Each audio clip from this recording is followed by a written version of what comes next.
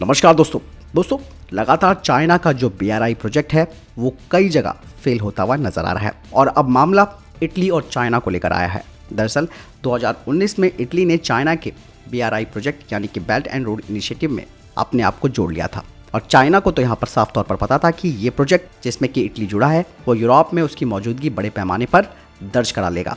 लेकिन दोस्तों अब शी जिनपिंग और इटली दोनों के सपने टूटते हुए नजर आ रहे हैं। साउथ चाइना मॉर्निंग पोस्ट की कुछ रिपोर्ट सामने आई हैं जिसमें यह कहा गया है कि इटली के साथ चाइना का जो ये गठजोड़ है BRI का वो अब खत्म होने वाला है।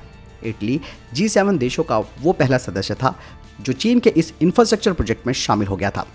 इस प्रोजेक्ट को उसने साइन तक कर लिया था ताकि उसकी आर्थिक स्थिति जो है वो मजबूत हो सके। इटली को लगा कि BRI से उसको बड़ा फायदा हो सकता है, लेकिन जमीनी स्तर पर ऐसा कुछ नहीं हुआ। दरअसल दोस्तों इटली की जो आर्थिक स्थिति है वो डामाडोल हो चुकी है और कोविड की वजह से वो बैकफुट पर भी आ गया और सबसे ज़्यादा कोविड में मरने वालों की संख्या भी इटली में थी। 4 साल पहले किए गए इस प्रोजेक्ट पर साइन के बाद इटली की तरफ से कोई साफ जवाब नहीं आ रहा। दरअसल दोस्तों इतने बड़े प्रोजेक्ट पर साइन करने के बाद इटली को ये बात मालूम नहीं है कि उनका देश साझेदारी में अब कहाँ पर खड़ा है। चाइना और अमेरिका के बीच जिस तरीके से कॉम्पिटिशन बढ़ रहा था, इटली ने इस समझौते पर साइन कर लिया था और कुछ लोग ये भी मानने लगे थे कि चाइना के इस प्रोजेक्ट के बाद यूरोप में एक ब्लॉक बन जाएगा। लेकिन इटली ने जब ये फैसला लिया तो उसके चीन के साथ तो संबंध ठीक हुए, लेकिन यूरोपियन यूनियन में एक तरह से युद्ध की स्थिति पैदा कर दी। इस साल के अंत में चीन BRI में शामिल हिस्सेदारी की मेजबानी करने के लिए तैयार है और अब ऐसा कहा जा रहा है कि इटली इस प्रोजेक्ट से अपने हाथ वापस खींच सकता है। और दोस्तों ये भी कहा जा रहा है कि अगर इटली चीन के लिए यूरोपीय यूनियन के नज़रिए को मानता है और BRI से बाहर होने का फैसला करता है तो ये चीन के लिए एक बहुत बड़ा झटका होगा और चाइना के लिए ये एक बड़ा कूटनीतिक झटका भी होगा। इसके अलावा उसे आर्थिक गिरावट तक भी झेलनी पड़ जाएगी।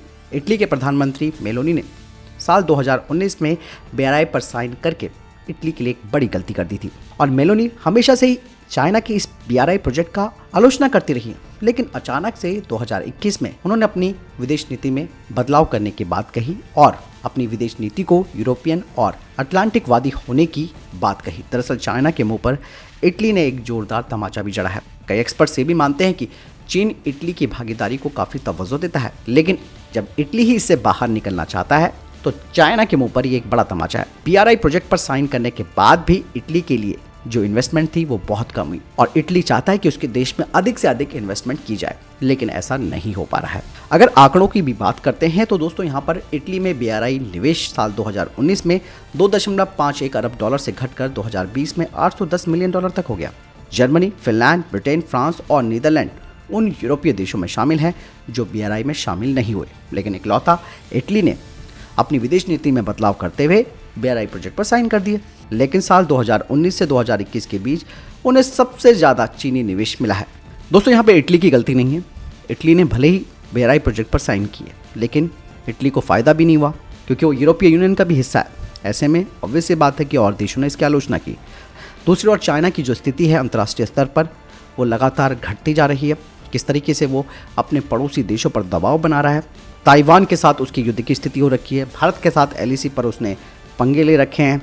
इसके अलावा साउथ चाइना सी में दादागिरी दिखा रहा है। कई देशों को कर्ज के जाल में फंसाकर संप्रभुता पर अधिकार कर रहा है, जिसमें कि श्रीलंका, पाकिस्तान, इसके अलावा अफ्रीकी देश भी हैं। सब जान चुके हैं चाइना का BRI प्रोजेक्ट केवल चाइना के लिए महत्वाकांक्षी हो सकता है, उनके लिए नहीं। तो ऐसे में इटली में तो ये फेल हो चुका है। आने वाले समय में आप देखेंगे कि ये अन्य देशों में भी फेल होता हुआ नजर आएगा। आपको क्या लगता है मुझे कमेंट सेक्शन में लिखकर जरूर बताइएगा। मिलता हूं नए वीडियो के साथ। चैनल जो सब्सक्राइब कीजिएगा। नमस्कार।